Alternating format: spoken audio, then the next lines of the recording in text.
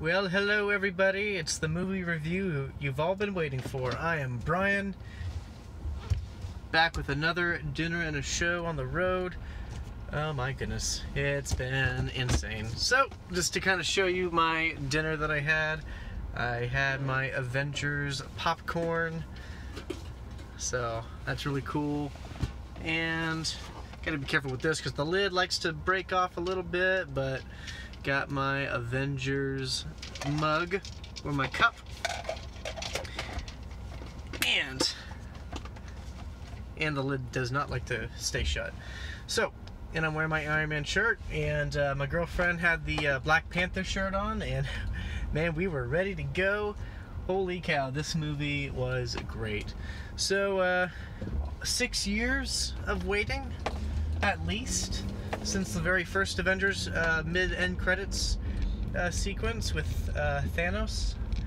He finally shows up in this movie to do some damage. And yeah, so Josh Brolin, Chris Pratt, Chris Hemsworth, Chris Evans, Robert Downey Jr., Dave Bautista, Josh Brolin as Thanos, and so many more. Bradley Cooper, Vin Diesel, Chadwick Boseman, Lupita Nyong'o. I don't actually know she wasn't in the movie. So many, Don Cheadle. Just pretty much every Avenger that you saw is in this movie. Pretty much. And yeah, this movie was great. Basically, Thanos is out to get the rest of the Infinity Stones. So in the trailer, you see him get the Tesseract and the Power Stone from Xandar, I think. And boy, yeah, he's out to get the rest. And so the Avengers are trying to stop him, most notably from getting to Vision, who has the Mind Stone in his head. And then, of course, Doctor Strange has the Time Stone.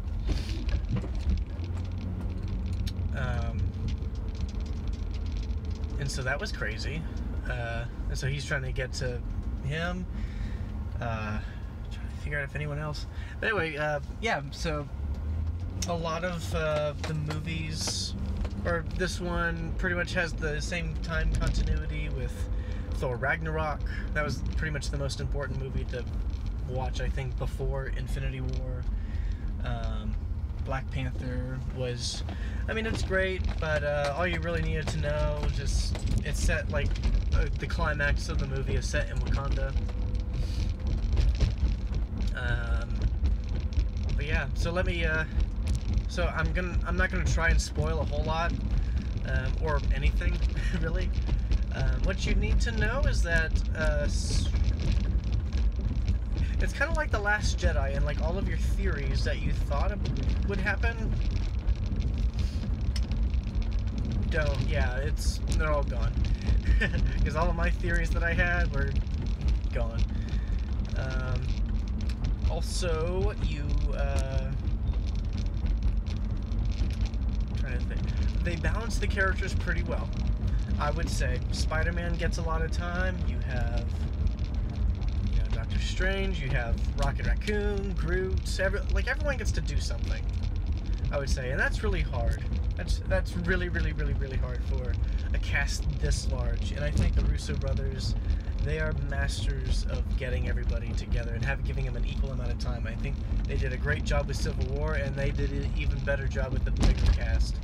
I think they did really good. And I think the way they did it is just is that most of the heroes, they kind of were focused on in different groups. So you had like Iron Man and Doctor Strange, Spider-Man, like a lot of the Guardians, they were kind of together. And then you had like Captain America and his squad over in Wakanda, and the Black Panther and his crew. You had them, there, and kind of focused there. And then I think, then you focused on Thanos and his stuff. So they had like, kind of, and then Thor and Groot and Rocket, all of them were together. So they had different groups, but they balanced them pretty good. I don't think I ever felt like I was impatient and wanted to get to a different group. I think I enjoyed all of them together. I enjoyed all of the scenes that they had. I didn't dislike any of them. Yeah, the acting was great. I think everyone did a fantastic job. Even, and I was paying close attention to Thanos, or Josh Brolin. Well, because he was the new guy, he was the main focus. He was he was the main villain, and we haven't really had a lot of great Marvel villains. I mean, Loki was great, and that's kind of it. You don't really have like a really great villain. Maybe Hela. I really liked her in Thor Ragnarok. Ooh, excuse me. Eric Killmonger from Black Panther was pretty good. But yeah, it's just like not a lot of. They just needed a good, like a really good villain, and Thanos was pretty much the guy to do it because he. Was built up, so it's like people were kind of hoping. It's like, okay, is this going to be a good movie? I mean, because the movie was pretty much on his shoulders, and Josh Brolin delivers. I think we can understand where Thanos is coming from. Even though people in the movie call him crazy, he has his reasons for doing it, and he's willing to sacrifice everything to get what he wants. And we don't see a whole lot of that in the villain. Usually it's the heroes that sacrifice a whole lot to get what they want. Here, it's the villain. The villain, sure, the heroes do too, but Thanos, he gives up a lot of stuff to, be able to achieve his goal. And I think that's what makes him a stronger character for me. And, of course, he does some damage. He really does some damage. So yeah, music was great, a lot of Avengers themes coming in, yeah,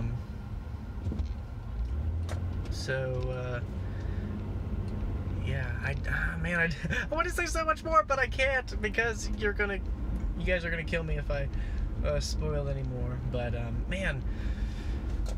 I found this movie, out of like the 3 Avengers movies that have come out, I would rank the very first Avengers as the Secret Handshake. I think I did that before.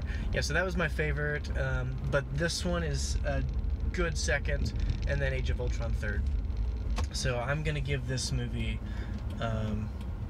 a Secret Handshake. A low Secret Handshake. I think I just need to digest it more. But man, this was such fun. I really enjoyed this movie, and I think you will too. A lot of surprises in this movie. That's all I'm gonna say. Tons of surprises in this movie, and I can only imagine what is gonna happen for Phase 4 of Marvel's Cinematic Universe. Well, I'm gonna leave it at that. I'm Brian, and until next time, I will see you at the movies.